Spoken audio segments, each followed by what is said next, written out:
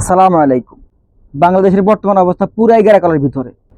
একদিকে নরেন্দ্র মোদী দাবি করলো যে 1971 সালে তাদের দয়াতে আমরা এই দেশটা ভিক্ষা পাইছি।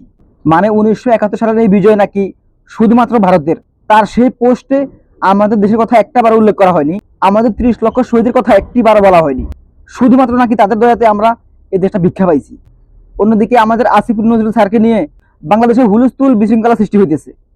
যারা এখনো আসিফ নজরুলকে চিনেন নাই যে আসলে তিনি কোন গভীর জেলার মাছ, তিনি যে ইন্ডিয়ার রয়ের হয়ে কাজ করতেছেন, এটা এখনো যারা বিশ্বাস করেন নাই তাদের জন্য আমার একটা পরামর্শ, ভাই আপনারা পিঠের খান অথবা আপনারা দুধ খান বসে বসে। এটা ছাড়া আপনাদের কোনো কাজ নাই, অথবা আপনাদেরকে জাতীয় জাদুঘরে রাখা উচিত।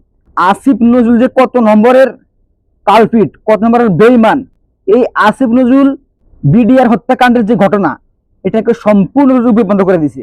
অথচ এই বিপ্লবী সরকারের মূল কাজটাই ছিল হচ্ছে ক্ষমতায় আসার পরে গত 16 বছরে যতগুলো হত্যাকাণ্ড হয়েছে তার প্রত্যেকটির বিচার করার। অথচ আসিফ নজরুল স্যার নিজে আইন উপদেষ্টা হইয়া, তিনি নিজে একটা আইনমন্ত্রী হইয়া, মানে মানে মোট কথা রক্ষক যখন বক্ষক, এই আসিফ নজরুলকে এখানে বসানো হয়েছে যাতে যতগুলো হত্যাকাণ্ড হয়েছে এগুলোর বিচার করার জন্য।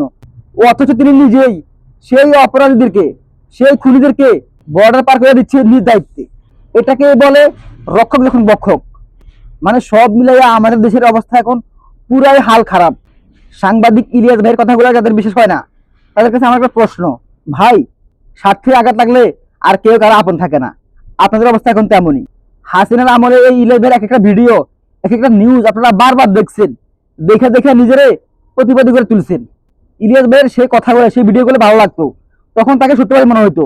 আর এখন যখন তিনি আসিফ নজরুলের মতো একটা কালপিটের বিপক্ষে কথা বলছে, তখন আর ভালো লাগে না ইলিয়াস ভাইকে। না, যারা এখনো অন্ধভাবে এই আসিফ নজরুলকে বিশ্বাস করতেছেন, তাদের জন্য ভাই এক বালতি সমবেদনা। আপনারা এখন ফিরে খান, অথবা আপনাদের বসবাস হোক বাংলাদেশের মিউজিয়ামে।